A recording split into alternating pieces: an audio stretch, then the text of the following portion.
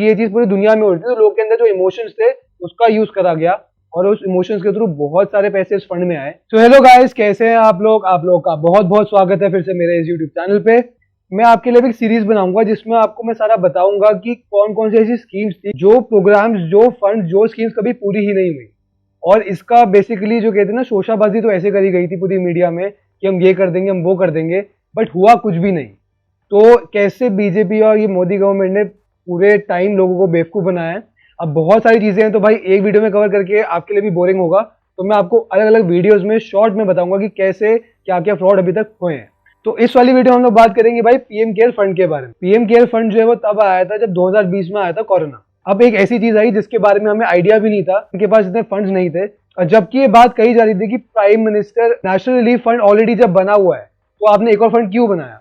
तो उन्होंने कहा कि भाई जो पीएमएनआरएफ, जो दूसरा फंड मैं आपको पहले बताया, वो किसी और पर्पस के लिए था, बट ये जो स्पेसिफिकली उन्होंने फंड बनाया था पीएम केयर फंड, ये जो भी अभी चल रहा है कोरोना, उसमें जो भी प्रॉब्लम्स आएंगी हम उसके लिए डील करेंगे। तो ये बोल के ये पीएम केयर फंड इस्टेब्लिश हुआ था और गवर्नमेंट ने स्पेशली लोगों से करी थी रिक्वेस्ट कि प्लीज आप अपनी तरफ से कुछ अमाउंट इसमें करिए डोनेट। और ऑब्वियसली भाई क्योंकि इतनी इमेज अच्छी बनी हुई थी टीवी पे, थैंक्स टू गोदी मीडिया, की लोगों ने बहुत फंड्स डाल, एक साल के अंदर ही 11,000 करोड़ रुपए इस फंड के अंदर आ गए थे। 11,000 करोड़ के आसपास जो ये अमाउंट आया था, इसमें से अराउंड 4,000 करोड़ रुपए उन्होंने खर्च करा, बाकी अमाउंट नहीं खर्च करा। मई 2020 में एक और क्लेम हुआ था कि जो ये पैसे आए हैं पीएम केयर फंड में, इसका यूज होगा वैक्सीन डेवलपमेंट में, तो वैक्सीन बननी है उसमें अब इतना पैसा लगाएंगे। बट ये भी यही हुआ कि इसका कोई यूज ही नहीं हुआ और इस चीज पे काम ही नहीं हुआ।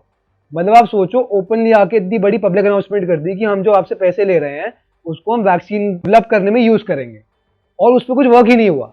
मतलब आप समझ रहे हो कि सिर्फ बातें हो रही हैं, सिर्फ चीजें बोली जा रही हैं, पर वो हो रहा है कि नहीं हो रहा उसके बारे में कुछ बात ही नहीं हो रही।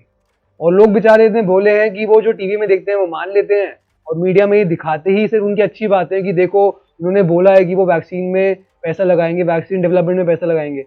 अरे कितना लगाया, कितना यूज हुआ, यहाँ तो लगाया ही नहीं, फिर भी कोई डिस्कशन नहीं है, फिर भी कोई डिबेट नहीं है। मतलब अगर आप गवर्नमेंट के टॉप पोजीशन पे हो तो भाई आप जो चाहे कर सकते, किसी की भी बैंड बजा सकते हो, कोई टेंशन ही नहीं है, क्योंकि सब कुछ कंट्रोल ही इनके हाथ। तो इसको सिंपली आप इतना समझो कि भाई अगर आप किसी से मांग रहे हो 100 रुपए, आप कह रहे हो कि भाई हम आपकी सेवा करेंगे, आप हमें 100 रुपए दे दो, हम ये 100 रुपए आप पे ही लगाएंगे।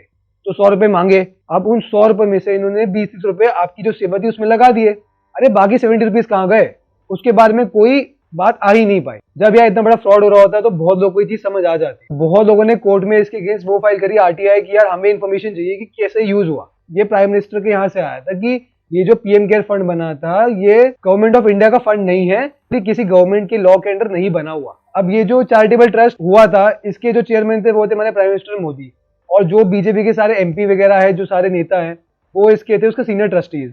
तो भाई अगर ये लोग इस ट्रस्ट को मैनेज कर रहे थे और ये लोगों ने लोगों से पैसा ये बोल के लिया कि भाई हम आपकी हेल्प के लिए लगाएंगे, तो अब एक बाद में कहने लग गए कि नहीं नहीं, ये तो हमारी जो उसके गवर्नमेंट ऑफ इंडिया थी इसके अंदर नहीं हुआ था, इसलिए हम इस बारे में इन्फॉर्मेशन कुछ देंगे नहीं, क्योंकि हम आरटीआई एक्ट के अंदर फॉलो नहीं करते।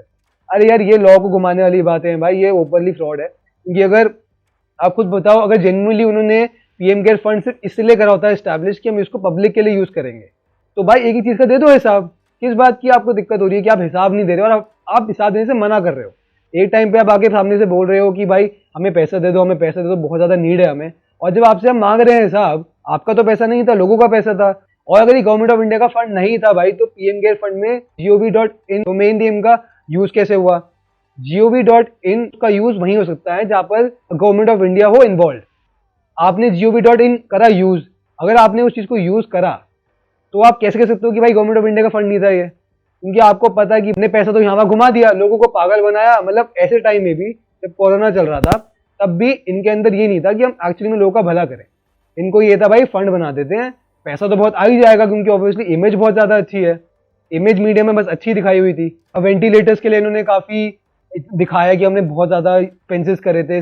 काफी डॉक्टर्स की ये भी कंप्लेंट आई थी कि भाई जो भी इन्होंने हमें दिए वेंटिलेटर्स इतनी खराब कंडीशन में है कि काम ही नहीं कर रहे। ये चीज पूरी दुनिया में हो रही थी, तो लोग के अंदर जो इमोशंस थे उसका यूज करा गया और उस इमोशंस के थ्रू बहुत सारे पैसे इस फंड में आए, जिसमें से शायद कुछ पैसे इन्होंने यहाँ वहां लगा दिए होंगे।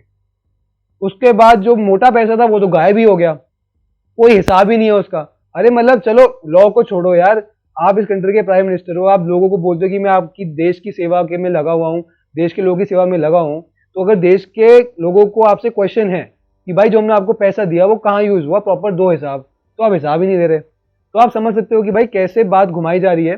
ये तो बस एक चीज है जहां पर कितने लाखों करोड़ों पे ऐसे उड़ गए होंगे। मीडिया इन चीजों को बात ज्यादा दिखाती ही नहीं है, तो बात जो है नीचे एकदम चुप जाती है।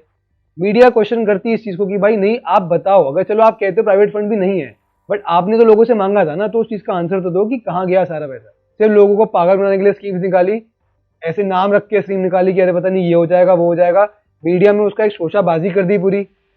अब लोग जो देखते हैं भाई, हमारे इंडियंस बड़े भोले होते हैं, जो उनको दिखाओ ना वो मान जाते हैं। तो भाई इसलिए बातें बाहर आई नहीं, और पीएम केयर फंड के पता नहीं कितने करोड़ तो ऐसी हवा में उड़ गए होंगे। आप जितना गलत करोगे आपके पास वापस आएगा ही आएगा। आप जितनी कोशिश कर लो, जितना हाथ पैर मार लो, जितना स्मार्ट बन लो, जितना आपको लगे कि अरे कोई देख नहीं रहा, अरे अब तो हम सब कुछ कंट्रोल करते हैं, बट भाई ऐसा नहीं होता। गलत चीज होती है ना वापस आती ही आती। ऑब्वियसली फ्रॉड स्टैब्लिश होने के लिए इन्वेस्टिगेशन होना जरूरी है। इन्वेस्टिगेशन होगी तो ही पता चलेगा कि भाई एक्चुअली कैसे यूज हुआ। बट अगर आप ही कंट्रोल कर रहे हैं सब कुछ, तो आप इन्वेस्टिगेशन होने ही नहीं देंगे। आप तो आंसर ही नहीं दे रहे, आप तो कह रहे भाई हमारा कोई फंड ही नहीं था ये, तो हम बता ही नहीं रहे कैसे यूज हुआ, बिकॉज हम आरटीआई के अंडर फॉलो ही नहीं करते। तो ये था भाई पहली failed scheme PM care fund, जो सिर्फ बोलने के लिए बनाया गया और बस इसमें लोगों का पैसा लूटा गया। तो आई होप गाइज आपको ये वीडियो पसंद आया होगा। अगर आपको वीडियो पसंद आया है तो आगे सबके साथ शेयर भी करना, ताकि उनको भी पता चले कि एक्चुअली में जो बोला जाता है वो नहीं होता और सच क्या है। सो हम मिलते हैं इस वीडियो में guys, stay tuned, thank you so much.